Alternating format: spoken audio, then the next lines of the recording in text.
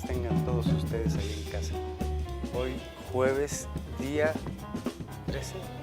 ¿Estamos a 13, Oscar? Sí, creo que sí. Paquito, ¿estamos a 13? Bueno, sí. Ok, bueno, muy bien. Vamos a comenzar el programa el día de hoy. Hoy vamos a platicar de una escritora muy importante más tarde.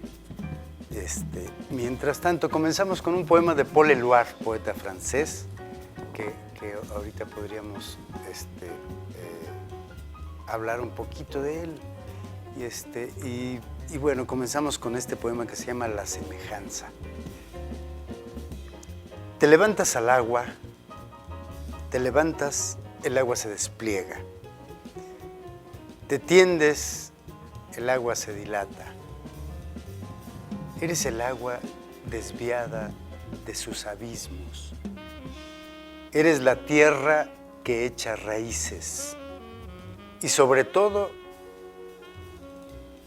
la que se asienta, la que todo asienta. Haces burbujas de silencio en el desierto de los ruidos, cantas himnos nocturnos sobre las cuerdas del arco iris. Estás en todas partes, tú anulas todas las rutas. Sacrificas el tiempo a la juventud perpetua de la llama exacta que vela la naturaleza al reproducirla. Eres la semejanza. Un poema de Paul Éluard, que bueno, sabemos que Paul Éluard nació en un departamento de París, en un departamento de francés, en Saint-Denis, que pertenece a la isla de Francia, y tiene un nombre, incluye el nombre del Sena. Pero en fin, bueno, él nació en el 14 de diciembre de 1895. Paul Éluard, hablaremos un poquito de él. Fue un poeta que tuvo amistad con otro gran poeta que se llama Louis Aragon. Tuvo cercanía con André Breton, el surrealista. Hay algo en Paul Éluard que me llama la atención. Él se unió al movimiento dadaísta cuando estaba en un pueblo una ciudad, Toulon, y después desertó del movimiento. Después se unió a los surrealistas y también dejó el movimiento. Algo interesante. Su poesía ha sido muy querida en Francia, ¿no? Ha sido muy querida. Sus poemas de amor, hay que recordar una cosa, que en más o menos tuvo una crisis conyugal por el 17, 18 con su esposa Gala. No sé cómo estaría el asunto, pero un día se reunieron con Salvador Dalí, con la mujer de Salvador Dalí, que no sé quién era, Paul Éluard y su esposa Gala, y bueno, después finalmente viene una crisis terrible y Gala se casa con Salvador Dalí, que la vuelve su egeria, egeria es un término muy curioso. Eran ninfas, ¿no? Y la vuelve su todo, es decir, en fin. Pero bueno, primero fue esposa de Paul Éluard. Y bueno, ya los asuntos de discusiones interiores no las conozco. Seguramente en la biografía de alguno de estos poetas, de alguno de estos artistas estará. Y creo que después encuentra una mujer que, déjenme ver cómo se llama, conoce a... Ella era Nush se llamaba. Ella era modelo de Man Ray, el fotógrafo. Y era modelo de Picasso, nada menos. Era más o menos el tiempo entre guerras, más o menos después de los 20. En el 24 conoce a esta mujer que se llama Nush, y muere Nush después, más o menos ya los 30, seguramente los 30. Muere y su tercera mujer se llamó Dominique. Está enterrado, murió de un infarto en 1900, vamos a buscar, 52. El 18 de noviembre de 1952. Hay algo que me inquieta. He visto biografías de autores, de poetas que mueren muy cerca de la fecha de su nacimiento. Él nació el 14 de diciembre. Un mes antes moría Paul Eluard. Y bueno, esos poemas, ese poema que he leído de Paul Eluard en este momento, es de la época de sus poemas el amor y la poesía, o el amor poesía, ¿no? Y hay aquí reminiscencias, o más bien alusiones a esos momentos difíciles de una crisis conyugal, de una separación, le da tuberculosis a Paul Eluard, en fin, ¿no? Leeré algo que seguramente estaba escrito pues para Gala. Dice: ella no sabe armar lazos, pone los ojos sobre su belleza. Fácil, qué fácil seducir. Y son sus ojos los que la encadenan.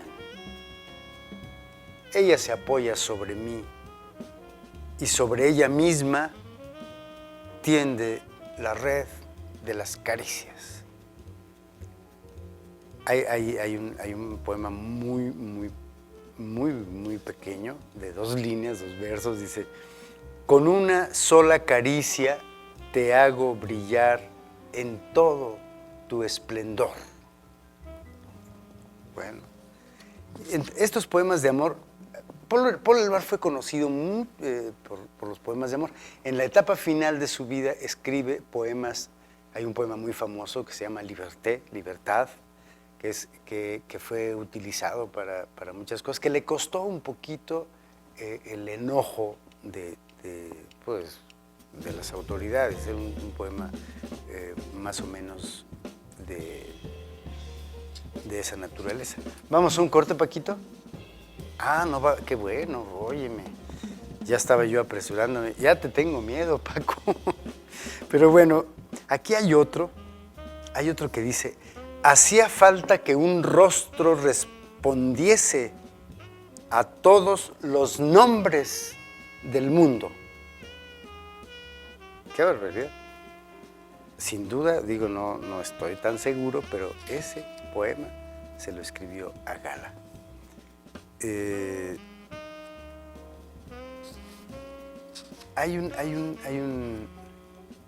Aquí hay un poema más o menos amplio. El espejo de un instante. Este poema me gusta. Voy a leerlo. Disipa el día. Muestra a los hombres las imágenes libres de la apariencia. Retira a los hombres la posibilidad de distraerse. Duro como la piedra informe, la piedra del movimiento y de la vista, su resplandor hiende las armaduras y las máscaras. Lo que tomó la mano desdeña tomar la forma de la mano. Lo que se comprendió ya no existe. Se confundió el pájaro con el viento, el cielo con su verdad, el hombre con su realidad. ¿Qué final? El hombre con su realidad, qué triste. Es un poema que no está en esa área de sus poemas de amor o de un poco desasosiego amoroso, digamos, ¿no? Pero bueno, Paul Eluard sin duda es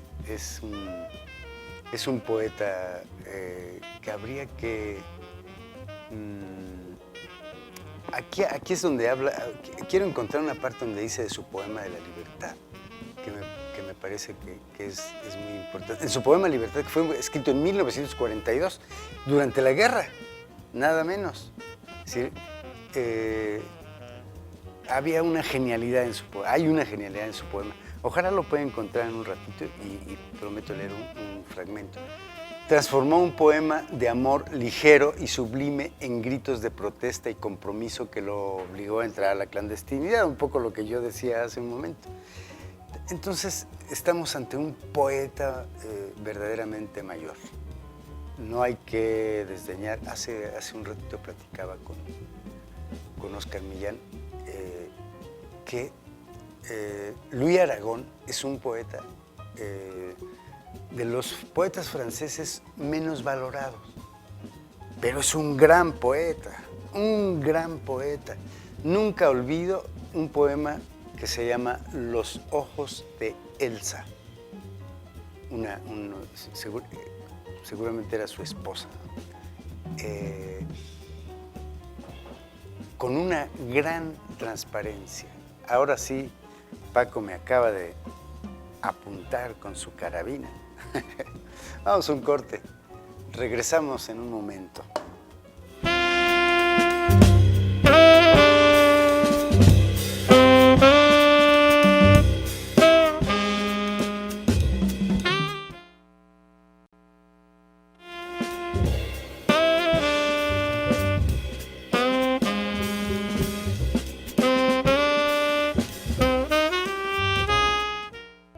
Estamos de regreso y Oscar, ¿cómo te va, Oscar? ¿Todo bien?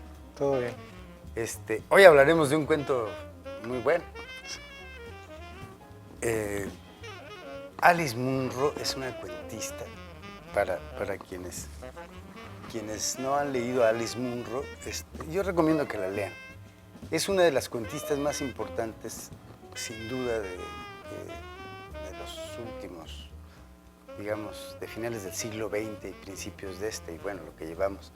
Ganó el premio Nobel, vamos a ver cuándo ganó el premio Nobel, en 2013. Hay una cosa muy simpática, Oscar, que cuando la academia estaba buscando a Alice Munro y llamaba por teléfono, no contestaba. Y entonces alguien de la academia dijo, ella es muy amiga de Margaret Atwood, otra narradora espléndida, ¿no? Que son muy amigas y medias vecinas. Entonces le llaman a Margaret Atwood y contesta. Y pues qué duro. Hablamos de la Academia del Premio Nobel para decirle que su amiga es quien ganó el Premio Nobel. Y le avisan que ganó el Premio Nobel a Alice Munro, a Margaret Atwood, que la ganadora es su amiga, y dice, en un momento le aviso, y le avisó por Twitter. Esas dos mujeres hay una foto donde están abrazadas tomando champaña, pero las dos usan Twitter. Entonces le mandó un Twitter y Alice Munro pues ya por fin se comunicó, ya le dijeron que había ganado el premio Nobel. Pero bueno, es una cuentista, a mí ella empezó a escribir en 1950 más o menos. Su trayectoria ha sido una impecable obra. Su trayectoria ha sido producto de una impecable obra. Creo que eso es lo que vale la pena, ¿no? Es decir, no que la haga la gente, la publicidad, los amigos, los enemigos, etcétera. No, la obra. La obra creo que es lo que debe hablar. Hemos hablado de esto en algún momento. Dimensiones se llama el cuento que hay que comentar. Es un cuento, a mí me conmovió mucho. Me conmovió y me hizo llorar el final. el final donde el personaje Dory está en una soledad angelical, creo.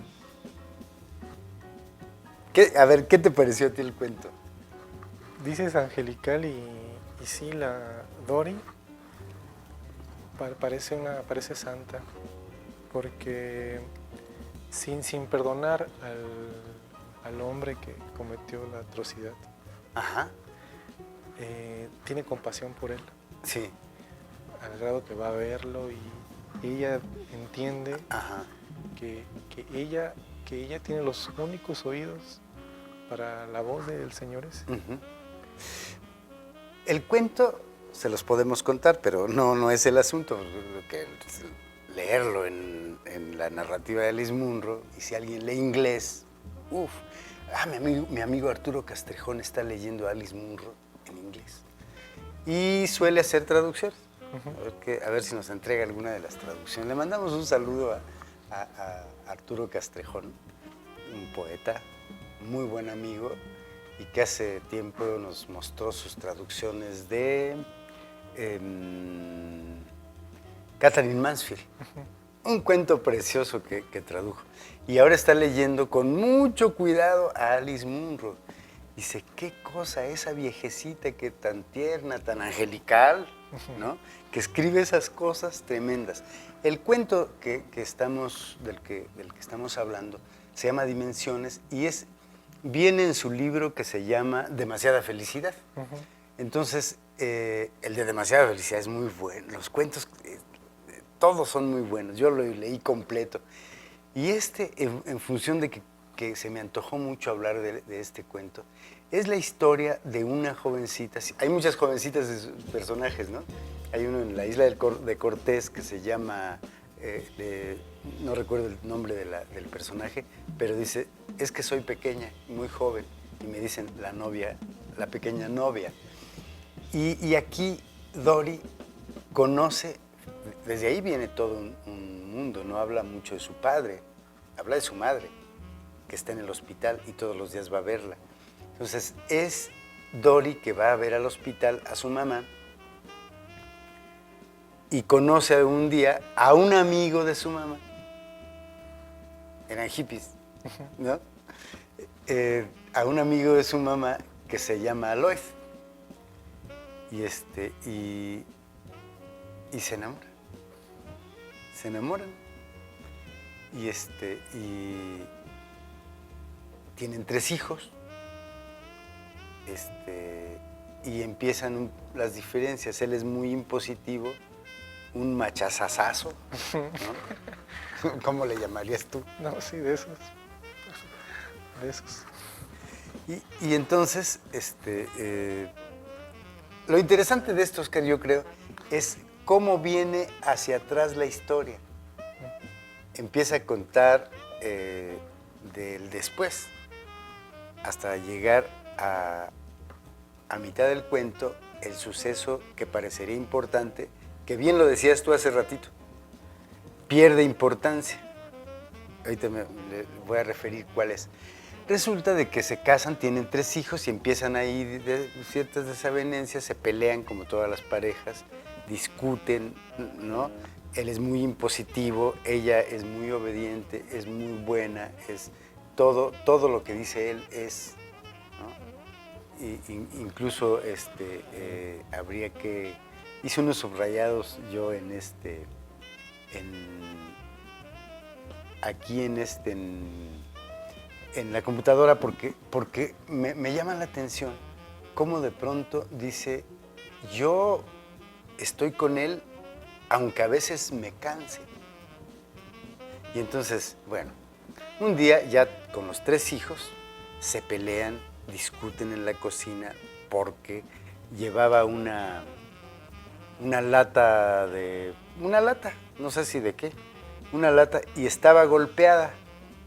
Y Lloyd le dice a Dory, oye, ¿nos quieres envenenar? Eso es lo que pensaste. ¿Quieres envenenarnos a los niños y a mí? porque un golpe en una lata puedes intoxicarnos. Cuando Dory compró esa lata porque estaba en oferta, porque estaba golpeada y era más barata, ¿no? Entonces la razón, y empiezan a discutir, pero ella no le dice eso. Yo no le digo nada porque él se enoja. En fin, se enojan, Dory no aguanta mucho y se va a casa de su amiga Maggie, que no conoce al esposo, por cierto. Y pasa la noche, ya no puede hablar, no puede decir nada, está muy, muy, muy compungida, está enojada, está contrariada. Y entonces habla Lloyd, el marido, y le dice que si está allá, y si está, muy bien, mañana en la mañana voy y la llevo. Al día siguiente la lleva y está Lloyd sentado en las escaleras y no la deja pasar. Y le dice, será mejor que no pases. ¿Cómo? ¿Dónde están los niños? Bla, bla, bla, bla, bla. Entra. Y el señor Lloyd ha asesinado a sus 3 hijos. Nada menos. Y entonces el desgarre profundísimo que sufre Doris, la cárcel para este hombre, eso, ¿no? Lo ponen como delincuente psicótico, ¿no? Y lo encarcelan y me parece que ahí viene lo deslumbrante de la historia, ¿no? Dory, no puedo decir que lo perdone, Oscar. ¿Tú piensas que lo perdona? Ella misma dice que no lo perdona. Ajá. Que no lo Pero, ¿y qué pasa?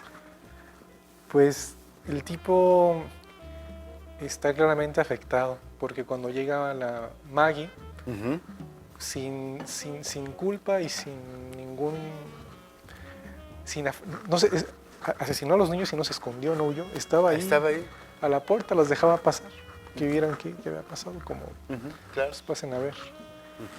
Y pues estaba como en la cárcel, pero en el área de los que estaban con problemas psiquiátricos, ¿no? Entonces Dory al cabo de un tiempo lo visita, y donde yo veo la compasión es en esta intención de buscarle y de platicar. Y cuando este hombre le escribe una carta diciéndole que él en alguna visión veía a los niños, que no era nada, que él, por toda la soledad que ha pasado en la cárcel, por los ejercicios de ascetismo que él tuvo al estar tanto tiempo solo, él tiene como una especie de visión, donde ve a los niños crecidos, al que no hablaba ya balbuceaba, decía cosas. Y le aseguraba a Dory que los niños en ese otro lado estaban bien, que al parecer ni recordaban los sucesos. Dory pensó que estaba loco, pero mientras Dory trabajaba, ese pensamiento le daba alivio, porque nadie le ofrecía consuelo. Creo que estaba ella una especie de desahucio emocional. Si Dory era leal, todo iría bien, según ella. Entonces tenía que ser leal, ¿no? Y le agradecía a Lloyd esa conversación, esa declaración que le hizo en la carta, porque a través de Lloyd ella encontró consuelo. Un consuelo que nadie le daba. Además, ella estaba estigmatizada por ser la esposa del asesino. También porque Lloyd, como tú dijiste ahorita, cuando declaró que por qué mató a los niños, pues los maté para que no sufrieran la ausencia de su madre. Que los había abandonado. Ajá. Y Dory le dice, yo no abandoné a nadie. Sí, yo iba a regresar al día siguiente. Sí, pero hay una cosa, y ahorita que dices de eso, dice que se le coló una idea en la cabeza a Dory, después de que lee la carta. El cuento se llama Dimensiones, ¿no? Entonces, eso que dice Lloyd, de que después de todo esto que pasa, él encuentra una dimensión para ver hablar, estar con los niños, Ujú. ¿no? Dory la va reflexionando y dice, no he dicho perdonar, ¿no? Le dijo a la señora Sanz, que es a quien le cuenta la historia. Dice, entonces, ¿no me rechazan a mí tanto como a él por lo que pasó? Se pregunta a Doris. Ujú. También, como al asesino, también a ella. Es decir, entonces ella confiesa, dice, nadie que lo supiera me querría a su lado. Ujú. Dice, lo único que hago es recordarle a la gente lo que nadie puede soportar que les recuerden. Era imposible disfrazarse, francamente. Esa corona de pinchos amarillos daba lástima, ¿no? Estaba en otra connotación, es otra connotación la que encuentra Doris. Vamos a un corte, híjole, mano. Bueno, vamos a un corte y regresamos y seguimos hablando un poquito más de este cuento que es magnífico. Regresamos.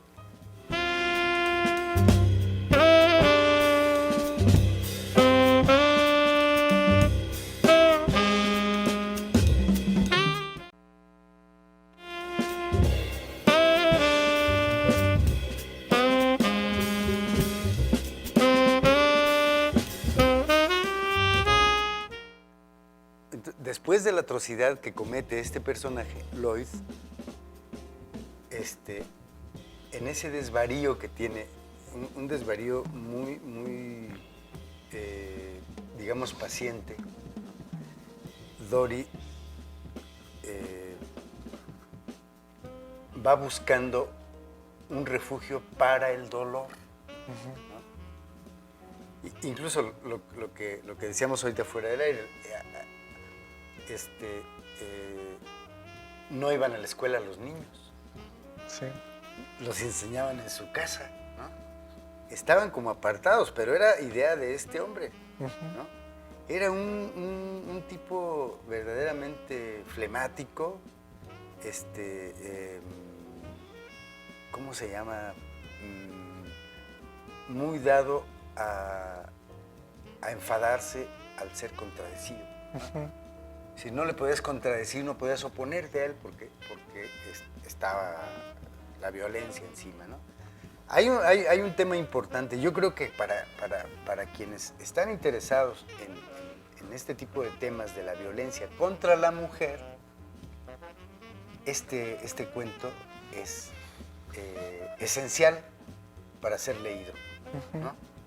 Es decir, creo que el cuento, Dimensiones, que pertenece al libro, otra vez repetimos, Demasiada felicidad, de Alice Munro, me parece a mí que puede darnos una visión muy profunda de cómo una mujer que ha sido, dicen, violentada, no sé, que ha sido maltratada en su ánimo, en su... ha sido maltratada por el lenguaje del hombre, ha sido maltratada con una obediencia que además ella asume como natural, ¿no? Hay que recordar que era una niña hija de hippies y vivía de otra manera, ¿no? Pero cuando finalmente sucede el asesinato de sus 3 hijos, va a la cárcel el marido, ella, lo que ella no encuentra afuera en libertad es cómo ocultarse y cómo impedir el dolor, ¿no? Exacto. Es lo que decías ahorita. Ella no encuentra dónde.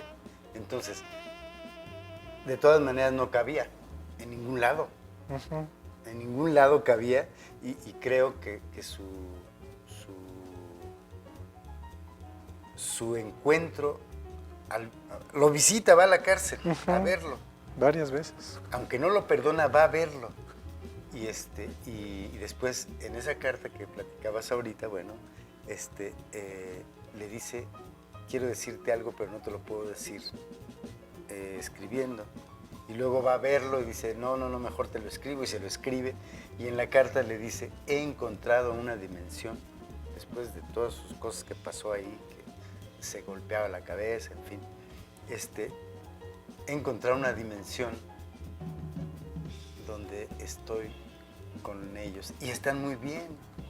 Dominique va creciendo, y yo les pregunto quién los cuida y dice, ya nos cuidamos solos. Y empieza así lo que pareciera una locura, ¿no? Sí. Pero Dori misma dice, no, no es una locura. Eso quiero encontrar yo. Y eso es lo que lo hace apegarse, ¿no?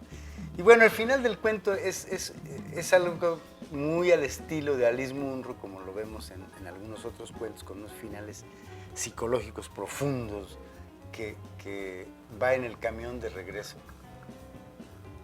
y hay un accidente.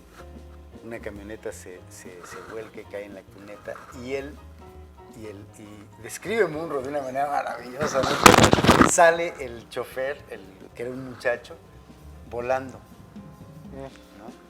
Y cae sobre la grava de la cuneta y se para el autobús y va el conductor y se para otro de otro auto y Doris va y le toma el pulso, instrucciones que le había dado Lloyd.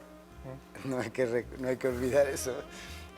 Y resulta que finalmente le salva la vida, ¿no? Sí, lo hace respirar pegándole aquí, haciendo lo que hace. Lo hace respirar. Y hay una cosa que a mí me conmueve sobremanera. Dice, el chico estaba tumbado de espaldas con las piernas y los brazos extendidos, como si hiciera el ángel en la nieve. Pero no era nieve, era grava, ¿no? Y entonces le salía un hilillo de espuma rosa por debajo de la cabeza, que después desaparece, ¿no? Entonces todo eso lo va narrando y Doris está tratando de salvar esa vida, ¿no? No sé cómo llamarlo a lo que hace Doris. Digo, salvar la vida, pero ¿qué es? ¿Por qué lo hace? ¿Qué la lleva allí? ¿No? Y entonces el del autobús dice, ya tenemos que irnos, y ella se queda. Se queda, cuando lleguen las ambulancias yo me iré, no se preocupe, y nunca voltea a ver al conductor y sigue atendiendo. Esa compasión por la vida, es una compasión por la vida, es un valor que Doris le está sellando a la vida, ¿no? Claro. Eso me conmueve tanto, ese final de ver a Dori ahí, salvando la vida, amando la vida, ¿no? Eso me parece extraordinario, ese final que de pronto he oído gente que ha leído el cuento y que me dice, no entiendo el final. Bueno, hay que entenderlo, es decir, hay que pegarlo a la historia, a la personalidad. Es el mismo personaje que está haciendo otra cosa y que está demostrando que la vida vale la pena. Sí. No lo sé, ¿qué piensas tú? Pues además, Lloyd está en el final porque esa maniobra de ayudar de paramédico la aprendió gracias a Lloyd. Sí. Esa es una... O sea, Lloyd ahí ayudó a salvar una vida. Es una pequeña También redención. Y me quedo con... Sí, Lloyd cometió una atrocidad, pero gracias a la prosa de Munro y a esta carta que él escribe, bueno, por mano de Alice Munro, yo no tengo una antipatía ni me parece un tipo despreciable. en esa carta. Sí, no, y en general creo que al final era alguien afectado, era alguien que no estaba en su... Claro. Que pudo ser producto de su vida pasada, de su juventud, las drogas, todo esto, ¿no? No lo sé. Sí, creo que Es un prototipo. Sí, y está el atenuante de que pues no era normal, ¿no? No estaba en sus 5, no operaba como el resto, como una gente normal. Y pues me asombró mucho eso, que pese a ser un asesino desalmado, yo no siento al final del cuento como desprecio por él ni aversión absoluta. Siento compasión. Sí. Esta compasión que te comparte. En la primera lectura yo no podía entender a Dori. ¿Cómo mata a sus hijos y esta va a visitarlo a la cárcel? Yo no podía entenderlo. En esta segunda lectura pude entender un poco más, con la carta, revisando muy bien la carta que le manda Lloyd. Y me parece que es es comprensible su apego. Dory está sola en el mundo. Murió su madre, del padre no habla, no hay nada ahí. Incluso como la madre en su vida hippie anterior era muy amiga de Lloyd, son contemporáneos de la misma edad. Este hombre muy grande se casa con una de 16 años, se embaraza y se casan después. Y no hay más para ella. Ese único mundo que era Lloyd para ella se pierde cuando asesina a los niños, cuando lo meten a la cárcel, cuando no hay remedio, ¿no? Y ella está sola verdaderamente en el mundo. No se siente parte de la sociedad. Es más, a su amiga Maggie, a quien le contaba todo, no quiere verla. Eso la hace más isla, ¿no? Es como un ser isla en una sociedad tremenda. Munro abunda mucho en eso. Y bueno, este cuento puede dar para 2 programas porque sería interesante. Quise yo que habláramos de este cuento, Oscar, que lo leyéramos los dos estos días para hablar de un cuento. También, si nos mandan opiniones de quien nos ve en el programa, queremos hablar algún día de un poema, de una novela, de un cuento, de una obra de teatro. De lo que podamos, y podemos no analizar, aquí no es la academia, ¿no? Aquí no es decir, vamos a comentar una historia, lo que nos parece, lo que opinamos, lo que nuestra experiencia de lectores y escritores nos ha dado la vida, ¿no? Entonces uno puede conversar sobre algún cuento, y eso me gustaría. Denos su opinión, por favor, ya saben que ahí está abiertas las opiniones en Facebook, el Facebook de Radio Tele, el Facebook de Neftalí Coria. En YouTube subimos más tarde el programa y ahí pueden comentar, darnos una opinión si quieren, si les gusta, si recomiendan algún libro que nos propongan leer y lo comentamos. Digo que no sea un tabique tampoco. Vamos a hablar interesante hablar de cuentos, por ejemplo, ¿no? Me gusta mucho conversar sobre los cuentos, sobre las novelas también, pero son historias del tamaño de cualquier novela, pero pequeñas, ¿no? Es decir, esas esferas de metal que decía Cortázar, donde no sobra ni cabe nada más, que es el cuento. Y Munro es una de las maestras, la relacionan con Chekhov, ¿no? Y bueno, este libro ya lo he recomendado aquí, pero lo vuelvo a recomendar, que además ahora sí ya podré hablar más de él, de Alice Munro, que se llama Danza de las Sombras, que es una colección de cuentos. Ella escribió solo una novela, lo demás son nada más cuentos ha escrito, ¿no? Y qué cuentos. Este libro...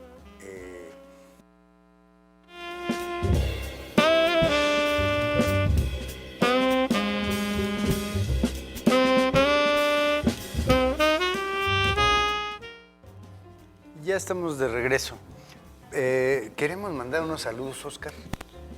¿A quién? A Esther, mi buceadora. Al señor Camborio. A Toño Camborio, que por cierto, qué tortas. Sí.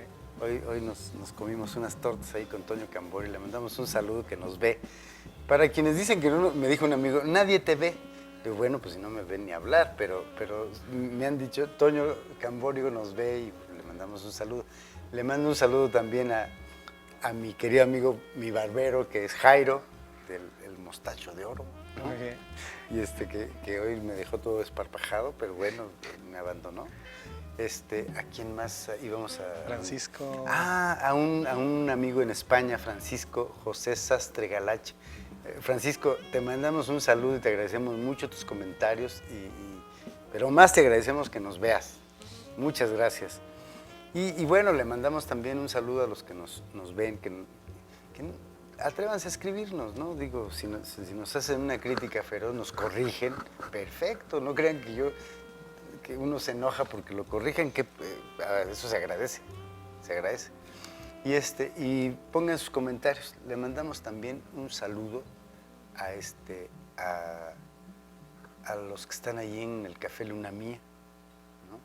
Luna Mía Café and Grill, que nos invita a café bueno, te invitó a ti, Oscar. No. Pero bueno, pues ni hablar. Reclamaremos. Pronto hablaremos de un libro nuevo que saca Luna Mía Ediciones, de 2 libros nuevos que van a salir. Y bueno, ¿qué tal si leo un poema hablamos de Nicanor Parra también, ¿te parece? Sí. Y leemos un poema más, un fragmentito de un poema de Paul Eluard. Fíjate que son muy pocos, son traducciones de Octavio Paz lo que estoy leyendo. Y creo que ya los leímos, ¿eh? Ya los leímos todos los que vienen aquí, nos falta uno, pero es más o menos amplio. Digo buenos días sonriendo, no se piensa en la ignorancia y la ignorancia reina. Si yo lo esperé todo y desesperé de todo, de la vida, el amor, el olvido, el sueño, de la fuerza, la debilidad, ya nadie me conoce. Mi nombre, mi sombra, los lobos. Qué poema extraño, ¿no? Nicanor Parra, Oscar, Sí. Hermano de Violeta Parra. Sí, ¿no? hermano de Violeta Parra y creador de la antipoesía. Uh-huh. Publicó con el que se inaugura el libro que inaugura la antipoesía o los antipoemas, se llama precisamente Poemas y Antipoemas. Salió en el 54 y fue un libro que renovó la poesía de Chile y que además creó influencia en la poesía, yo creo que del continente. Era matemático, Oscar. Además, Sí. Además. Y muy pronto tuvo el reconocimiento de sus contemporáneos. Ni Neruda, ni Gonzalo Rojas, ningún poeta mayor le negó la originalidad de la propuesta y la renovación que hacía de la poesía chilena. Este libro Chile tiene bien digitalizados a sus poetas, sobre todo sus obras más importantes, y están en la Biblioteca Nacional de Chile, en un archivo digital que está muy bien escaneado para cualquiera que quiera acceder a él. Ya en físico el libro pues es costoso y está en editoriales Linajuras. Y sí se ha vuelto ya editoriales que dijiste, Oscar. Linajuras, o sea, ya, de gran linaje. ya se ha vuelto pues un libro de culto, ¿no? Bueno. Y pues sí, por ejemplo, cuando recién se editó, pues los lectores que eran más Bolaño, por ejemplo, los encontraba a precios módicos. Oye, encontré unos comentarios hablando muy mal de Bolaño. Mira. En el Facebook, pues, pero decían que era un mal escritor, que no era escritor, que tal. En fin. Bueno, en su momento, para no desviarme, Sí, sigo con Parra. Sí. Y además Bolaño fue un lector de Nicanor. Y mi generación conoce a Nicanor precisamente por Bolaño, que lo que hizo Bolaño fue también mostrarnos a un montón de poetas chilenos a través de su literatura. Gracias a él dimos con Nicanor, dimos con Enrique Lino, dimos con Zurita, porque en sus novelas aparece.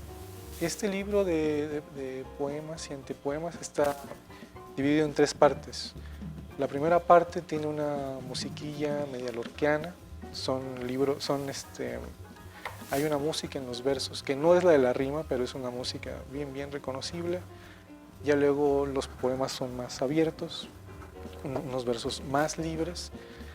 Y me gusta mucho porque se cuela tanto el habla culta como el habla de los chilenos de barrio.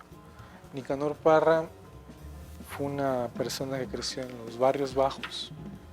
Él es de Chillán y mucha de la música del habla de esta gente humilde con la que convivía su padre, queda ahí en los versos y queda muy bien puesta, casi como lo hizo su hermana, que ese oído tan bueno para el habla de la gente, la atraparon muy bien, por ejemplo, Violeta Parra en sus décimas y centésimas, que es una forma de hacer, ahí sí, poesía del pueblo, pero no esta poesía demagógica, sino realmente una poesía que está bien empapada del lenguaje coloquial y además bien tratada por la pericia que tenía Nicanor para los versos y cierta pues visión o este ojo propio del poeta que desvela situaciones y pone claridad en cosas que ya son turbias o no muy claras para la mayoría. Pongo un ejemplo, los versos que él se dedica a sí mismo como maestro de escuela, donde dice que el maestro de escuela se apolilla y se avejenta, y que queda embrutecido de tantas horas de trabajo. Pero todo lo dice con mucha gracia, y entonces esta condición mísera de tantísimo profesor que trabaja 10, 8 horas, queda atenuada, y además pues es un explotado más. ¿Quién no está explotado en este mundo? Profesores, obreros. ¿Acaso ni los ricos se salvan? Ahí también hay unos versos que dedica a los ricos que tanto cuidan. Si los pobres se encargan de trabajar, los ricos están preocupados en bien gastar. Entonces la condición de trabajadores nadie queda exento. Por decir una cosa, ¿no? que tratan estos poemas. También había una visión religiosa de las cosas, pero de una manera particular, como si esta infancia tan llena del mundo religioso al final fuera una especie de conflicto que no sé si resuelve bien o no. No es como Huidobro o Neruda, que son poetas muy llenos de sí mismos, de su mundo y de su visión de las cosas. En Nicanor, el mundo católico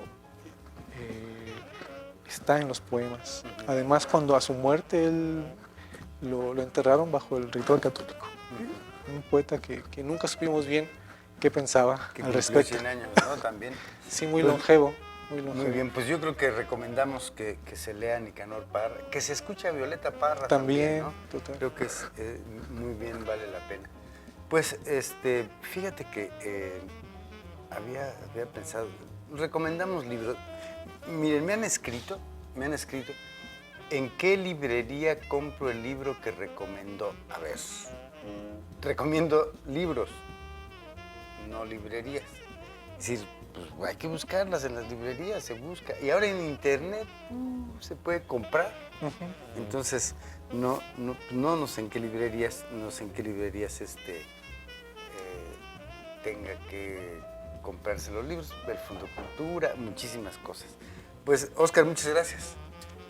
Y bueno, pues la pasamos muy bien. Hablaremos de otro texto la próxima semana. Y muchas gracias a todos los que nos vieron allá. Mandamos saludos a todos los que nos ven, nos siguen